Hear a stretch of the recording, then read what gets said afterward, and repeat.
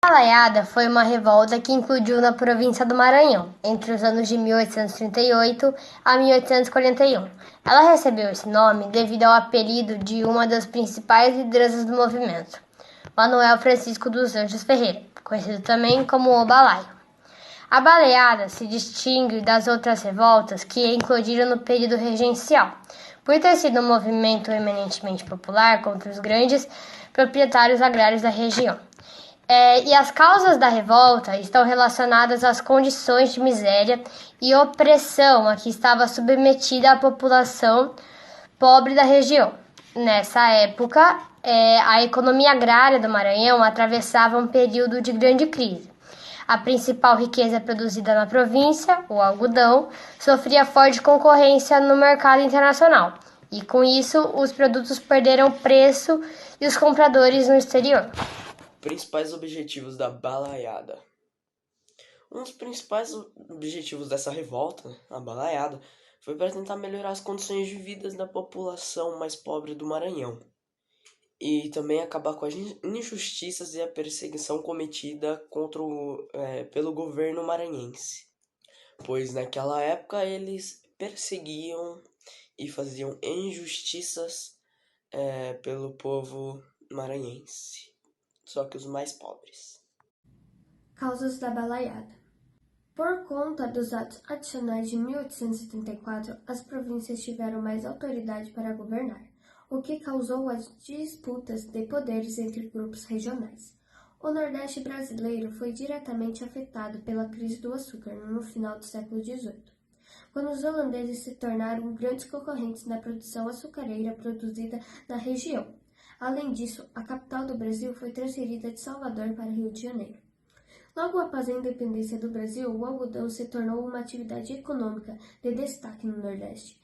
Porém, a concorrência da produção algodareira nos Estados Unidos fez com que o preço da produção açucareira do Brasil perdesse no mercado externo.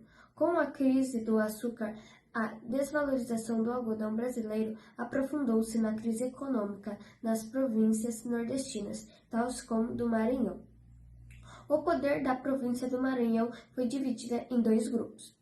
Bem-Te-Visto, cujo nome foi inspirado no jornal que representava os anseios da população urbana, era liberal e apoiava a fase inicial da balaiada. Conservadores lutavam contra a revolta. Os dois grupos entram em confronto, extrapolando a luta pelo poder para o conflito armado.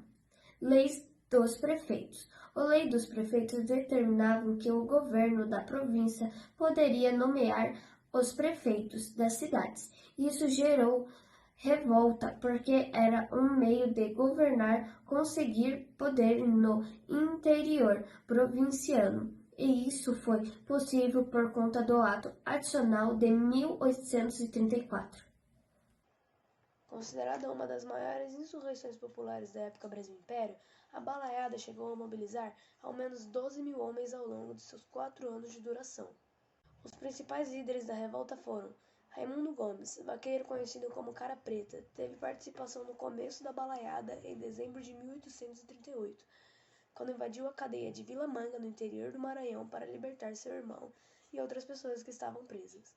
Manuel Francisco dos Anjos Ferreira, irmão de Raimundo Gomes, ele era um fabricante de balaios e fora vítima de violência policial, que decidiu fazer justiça com as próprias mãos após um soldado desonrar suas filhas. E Livre Pedro Moura, o Molungueta.